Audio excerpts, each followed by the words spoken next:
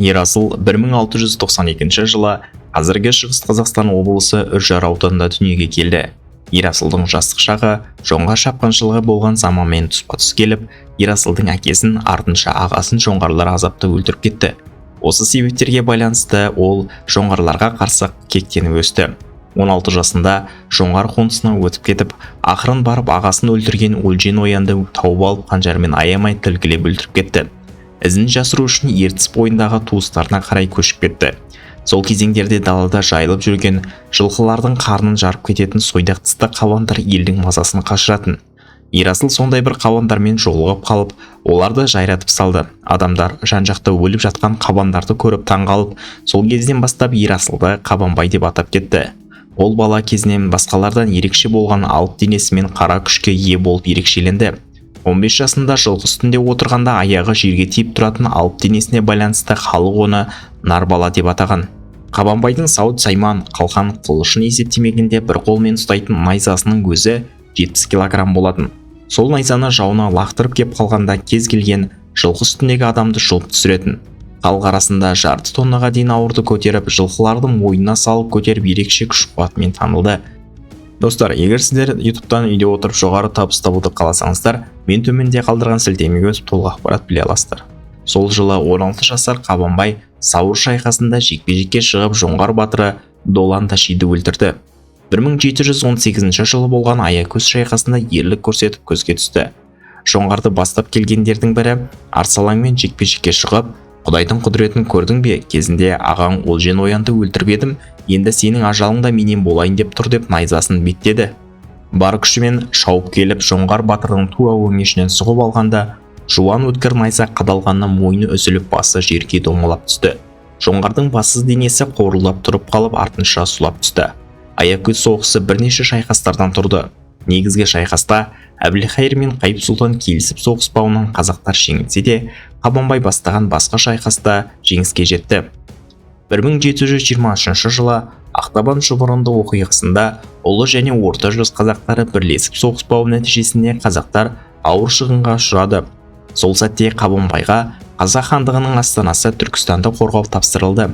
Қабанбай шебер стратег болумен де көзге түсіп, өзіне берілген тапсырманы сәтті орындап Түркістанды жауға бермей қорғап шықты.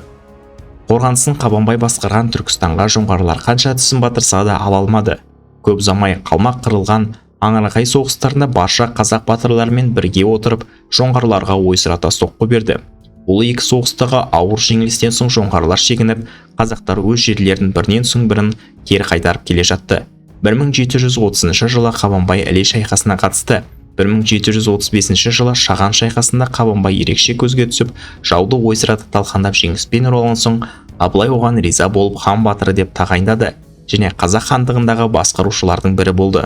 Деректері Қабанбайды хандықтағы маңызды болған 4-ші адам екенін көрсетті. 1751 жылы Қабанбайдың басшылығымен қазақтар Ташкент, Шымкент, Сайрам қалаларын азат етті. Орыстар қазақ-жоңғар соғысын мұқият бақылап отырды. Тарихшы Кузнецов қазақ қолының солтүстік-шығыс бөлігін Қабанбай батыр бастап, оңтүстік-шығыс бөлігін Абылай бастап, жоңғарларды шығысқа қарай тықсыртып барады деп жазды. Сонымен қатар Қабанбай қалмақтарға соққы беріп, Жоңғарияға айдалып бара жатқан мыңдаған қарақалпақтарды құтқарып еліне қайтарды. 1752 жылы Еділ қалмақтары қарақалпақтарды күштеп, шығысқа бірге көшірмекші болып жатқан жерінен Қабанбай бастаған қалың қол басып кіріп, қалмақтарға жойқын соққы беріп, қарақалпақтарды қалмақтардың езгісінен құтқарды. 1752-1754 жылдары болған соғыста Зайсан, Балқаш, Ілені және Шығыс Қазақстан аумағын жоңғарлардан азат етті. Қазақтар жоңғарларды жеңіп, жерімізді қайтардық деп қуанып жатқанда, 1756 жылы Манжур Қытайдың 40 мың әскері басып кірді. Қазақтар Абеке енді қайттық, ұшы-қиыры жоқ шөшеттер басып кірді. Не істерімізді білмей жатырық деп жүгіріп келді. Сонда Қабанбай: мен де соны білмей тұрмын, олардың бәрін қайда көмеміз деп жайбарақат қабылдады.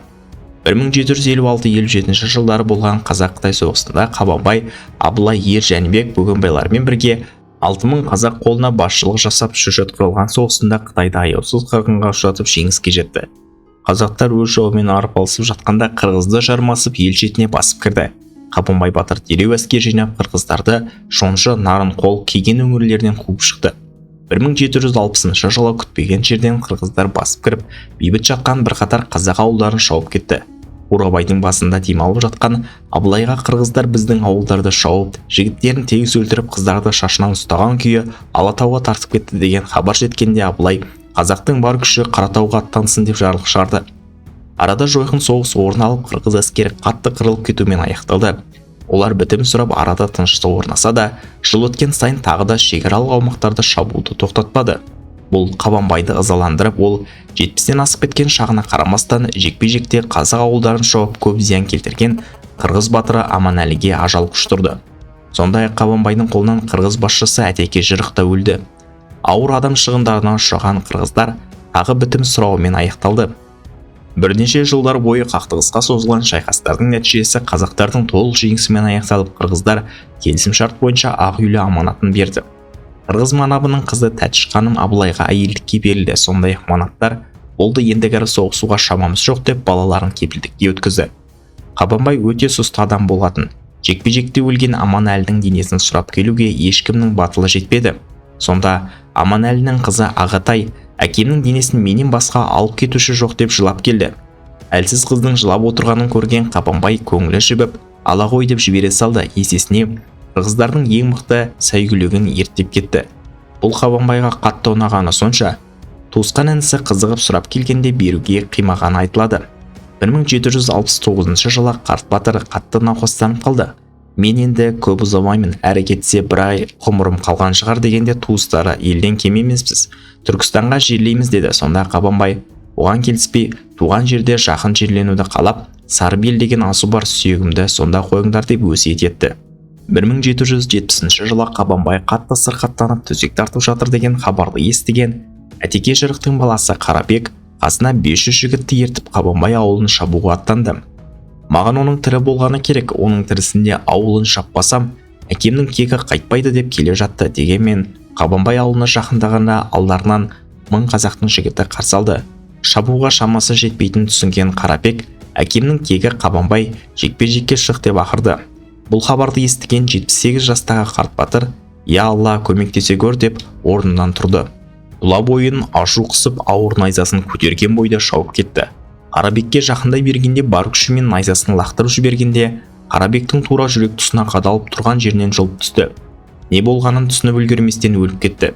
Сол сәтте қырғыз батырының өлгенін көріп, ет қызуы басылып, сырқаты асқынып, Қабанбай да аттан құлап түсіп қайтыс болды. Қабанбайдың бүкіл өмірі қазақтардың ауыр кезеңдеріне тұспа-тұс келіп, өмірінің соңына дейін қазақ жерін қорғау үшін соғысып өтті. Ол қатысқан шайқастар мен соғыстардан бөлек оңашада 108 рет жекпе-жекке шығып, қарсыластардың бәрін жер жастандырды. Жекпе-жек көшпенді түркілер арасында ежелден келе жатқан дәстүрдің бірі.